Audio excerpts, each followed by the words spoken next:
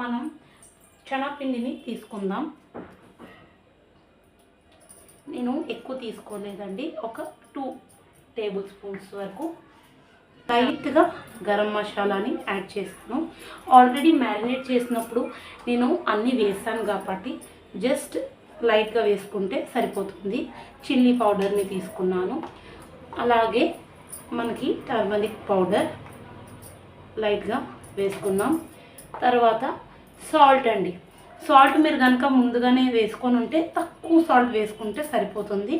నేను ముందుగానే సాల్ట్ వేసుకున్నాను కాబట్టి చిన్నగానే తక్కువగానే సాల్ట్ అనేది తీసుకున్నాను. ఇప్పుడు మనం ఈ మిశ్రమాన్ని కలుపుకోవాలండి. జస్ట్ మీకు గనక మిశ్రమం అనేది చాలా హార్డ్గా ఉంది అని అనిపిస్తే కనుక లైట్గా వాటర్ అనేది వేసుకోవచ్చు. ఒకవేళ మిశ్రమం అనేది అంత హార్డ్గా లేదు అని అనిపిస్తే మీరు అలాగే కలిపేసుకోవచ్చండి. నా ప్రాన్స్ అయితే బాగుంది, చాలా లైక్ మ్యారినేట్ బాగా అయిపోయింది. సో చూడండి, ఇలా కలుపుకున్నాను.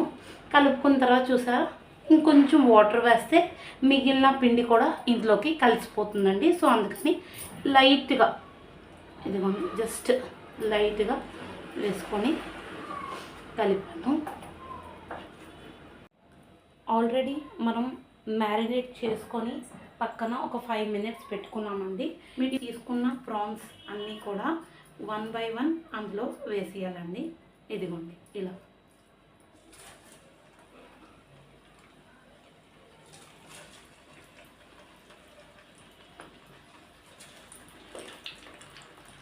మీరు ప్రాన్స్ 1 by 1 లూజ్గా వేసుకోవాలి. కలుపుతూ వేసుకుంటే అన్నీ కూడా అంటుకుపోతాయండి. కలవకుండా 1 by 1 లూజ్గా వేసుకోవాలి.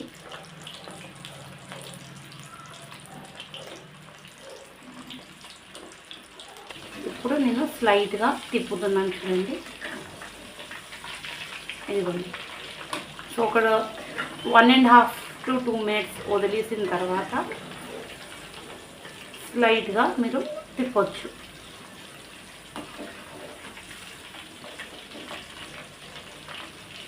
చూసారు కదండి, నేను మొత్తం కలిపి వేయకుండా 1 by 1 వేసాను కాబట్టి, ఒకటి తర్వాత ఒకటి వేసాను కాబట్టి ప్రాన్స్ అనేవి అంటుకోలేదు. చూసారా, లేకపోతే మొత్తం అన్నీ నేను కూడా కలిపి వేసుకుంటే మొత్తం అన్నీ కూడా అంటుకుపోతుంది. నేను విడివిడిగా వేసాను కాబట్టి ప్రాన్స్ అనేది మనకి అస్సలు అంటుకోలేదు. చూడండి, విడివిడిగానే ఉంది. మీకు ఇంకా క్రిస్పీగా కావాలి అని అనుకుంటే నేను ముందుగా చెప్పినట్టు మీరు కార్న్ఫ్లోర్ కానీ రైస్ ఫ్లోర్ అంటే బియ్యం పిండి కానీ యాడ్ చేసుకుంటే మీకు ఇంకా చక్కగా కరకల్లాడుతూ క్రిస్పీగా వస్తుందండి. సో నాకు అంత క్రిస్పీ వద్దు అని అనుకున్నాను కాబట్టి, కొంచెం సాఫ్ట్గా ఉండాలి అని అనుకున్నాను కాబట్టి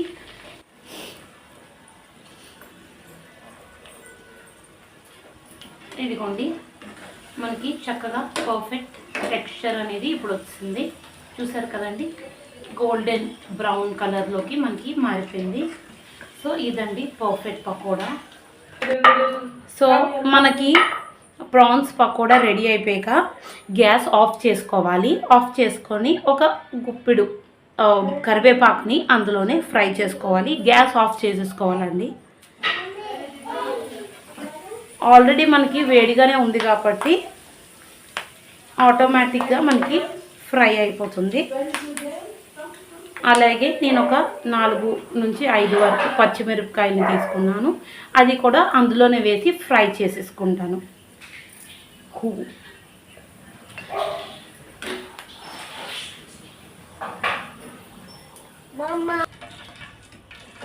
యాడ్ చేసుకోవచ్చు.